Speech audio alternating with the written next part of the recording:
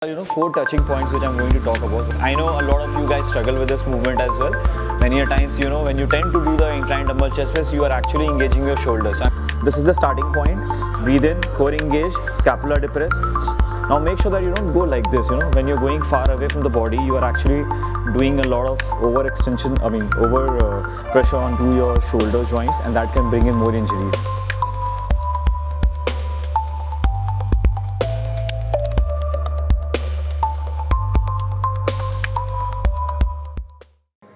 Hi, welcome back to my channel Beyond Hypertrophy, and this is your coach Shanu here. So now I'm going to demonstrate how you have to do the incline dumbbell chest press. I know a lot of you guys struggle with this movement as well.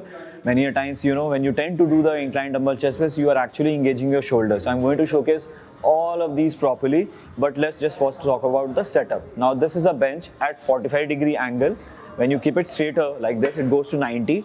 Depending upon the anatomy of the person and the physiology, you need to find out whether the 60-degree angle is comfortable or 45-degree. For me, with my height and dynamics, I would say 45 is more comfortable for me. So I'm going to put it over here. This looks nice and easy and comfortable. I've adjusted this as well so that I can rest it properly.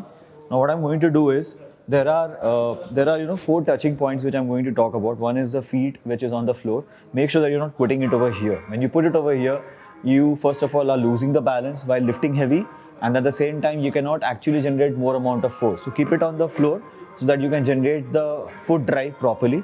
Then my hips are rested on the upper part of the bench. I'm going to lie down. Either I can keep my back completely flat and neutral, or I can make an arch like a basically setup or the posture, where I'll see that my scapula is retracted properly and my weight is completely depressed onto the scapula, which is a third touching point.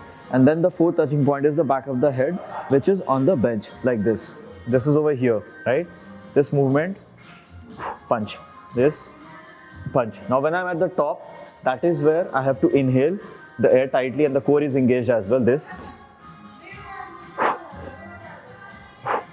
After every rotation, you have to exhale. So like this again. Punch. Now I'll just take the weight and I'll showcase you. This is here. I'll kick it up.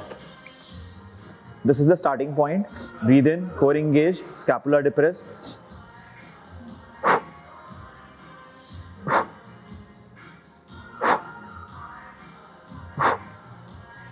Nicely, and just drop it properly.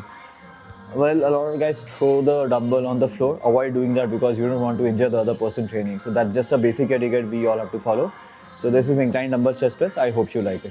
Yeah, so I'm just holding these pair of dumbbells over here. I've just picked up a comfortable weight for me. I'm going to kick it through my legs, as in I'm going to kick it through the quads like this. Okay, here, nice and easy. I'm taking the posture as I explained you just now. My hands are straight completely and elbows are extended. Now this is the starting point for one repetition. Okay, I'm going to breathe in tightly and keep my chest engaged. Punch. Exhale. Exhale and then again inhale. Right? Now make sure that you don't go like this. When you're going far away from the body, you are actually doing a lot of overextension, pressure onto your shoulder joints, and that can bring in more injuries. Okay, so over here again. Just maintain a stable path like this. So when you go away from the body, you are actually making the lift difficult, and generation of force actually becomes even further difficult. Plus there is a possibility that you can injure your shoulder. So avoid doing that.